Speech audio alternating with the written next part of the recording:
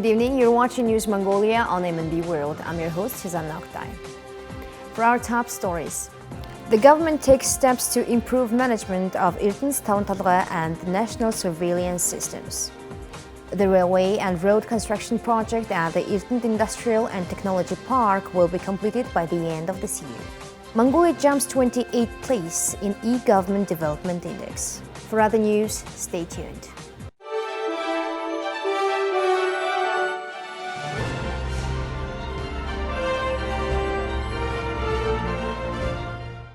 The Mongolian government plans to restructure Erdenes Tolgoi, turning citizens' shares into marketable common stocks and reducing political influence through international management. Meanwhile, efforts to address teacher shortages and enhance urban surveillance are also under consideration. According to the government's decision, steps are being taken to convert the shares owned by citizens in Erdenes Tolgoi into common shares, allowing them to be traded on the stock market and restructure the company into a public organization. The government believes it's necessary to implement certain regulations aimed at improving the company's management. As part of the government's 100-day action program, we plan to announce an international tender for the management of Erdenes Tolgoi and bring in foreign management. This aims to significantly reduce political influence. During next week's government meeting, we will present a resolution outlining the measures to be taken by Erdenes Tolgoi, starting the process of turning it into a public company. Currently, the government states that small shareholders of Erdenes Tolgoi have not been fully protected, and political influence persists, which needs to be addressed. In addition, to solve the teacher shortage at public schools, various arrangements will be made. The Minister of Education explained that professionals from other sectors will be provided with short-term training and granted the right to teach. We are inviting highly qualified graduates in physics, chemistry, biology, and mathematics. After working under mentor teachers and undergoing transitional training, they will eventually become full-time teachers. Until then, they will be contracted as part-time teachers to manage their availability. According to the Ministry of Education, there is a shortage of more than 4,200 teachers in public schools as of 2024.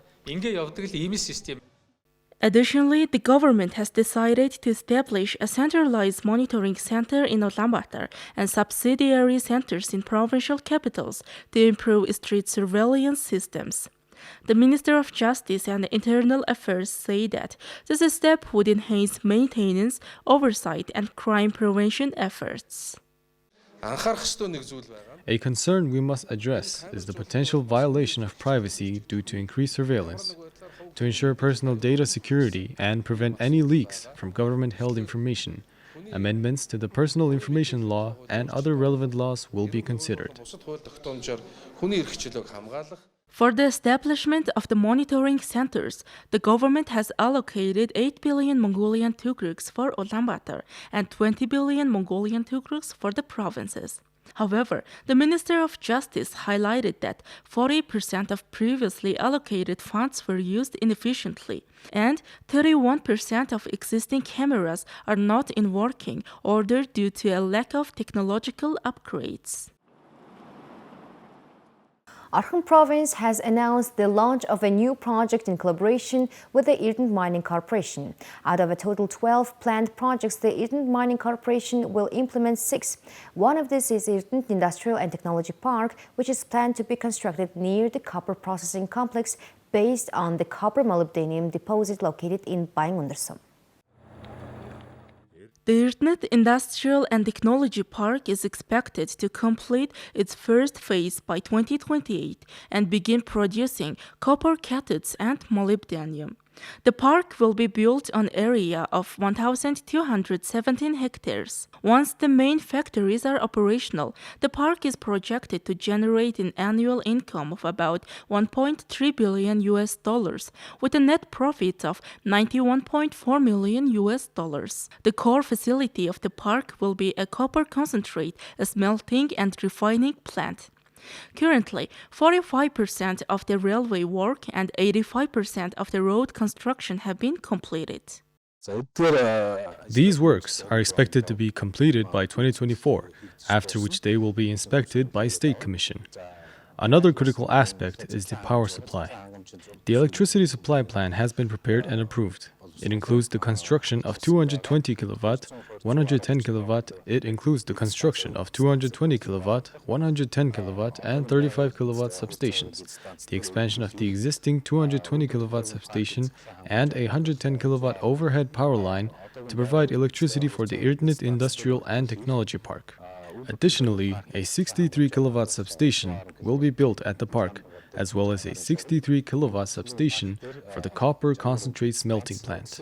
The selection process to appoint a contractor to address these energy supply needs has already begun.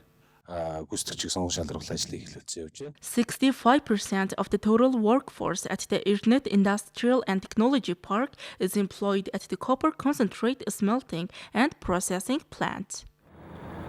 Now let's take a look at Mongolia's current affairs. The E-Government Development Index, updated every 2 years by the United Nations, ranks countries based on their development in electronic government. According to the latest E-Government Development Index report, Mongolia ranked 46th out of 193 countries in 2024. This information was presented at the cabinet meeting on September 18, 2024. According to the Mansama news agency, Mongolia's ranking has significantly improved in recent years. In 2022, the country ranked 74th, but in 2024, it moved up 28 places to 46th. Mongolia also performed well in the E-Participation Index, which measures how citizens can participate in government decision-making through electronic channels. In 2024, Mongolia ranked 37th out of 193 countries in the E-Participation Index, an increase of 20 places compared to its ranking in 2022.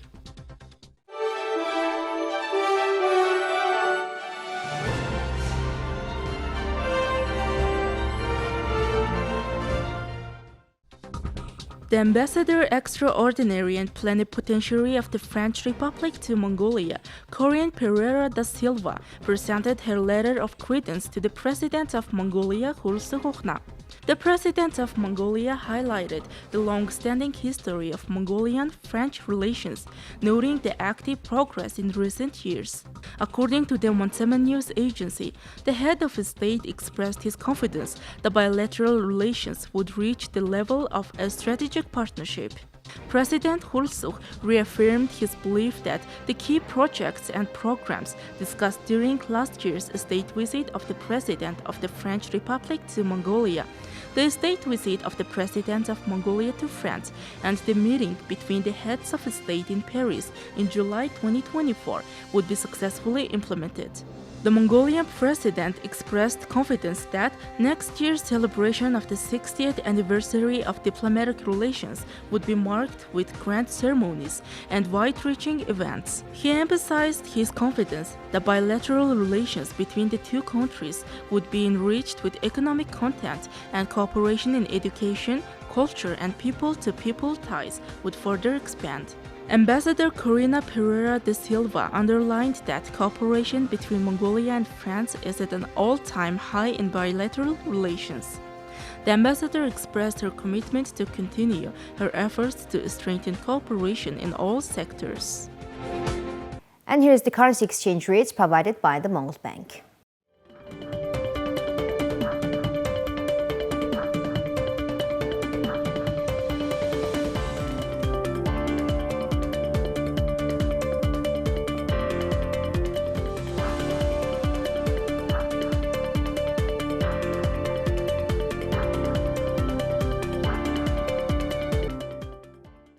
Now let's pay attention to the international news provided by our partner agencies.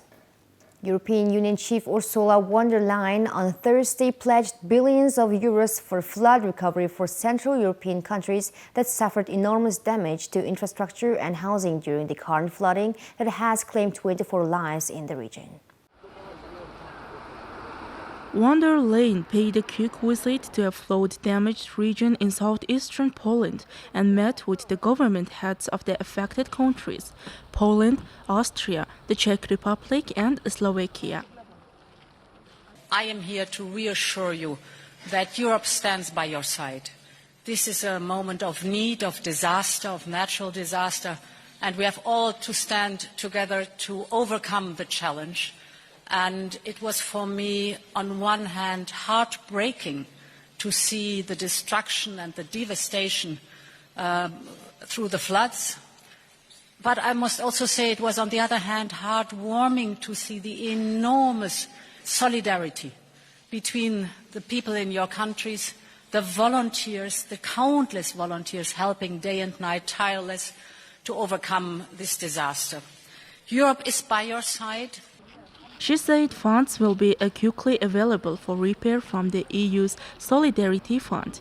But saying it would not be enough in the face of enormous destruction, she also pledged 10 billion euros from what is called the Cohesion Fund for the most urgent repairs. This is very important that we mobilize whatever is possible. On one hand, there is the Solidarity Fund, which we can use to rebuild infrastructure, like roads, highways, railways, and bridges, for example. But I think this will not be sufficient when we see the enormous width of the disaster. So we have discussed that we will do a bold step forward with cohesion funds. Normally, cohesion fund goes with co-financing from the member states. Here we say it's 100% European money, no co-financing. These are extraordinary times, and extraordinary times need extraordinary measures. At first sight, 10 billion euros are possible to mobilize from the cohesion funds for the countries that are affected. This is an emergency reaction now. She said no contribution from the individual countries would be required for the money to be released, and stressed that in such a crisis swift action was required. And here's the weather forecast for the world's major cities and Mongolia.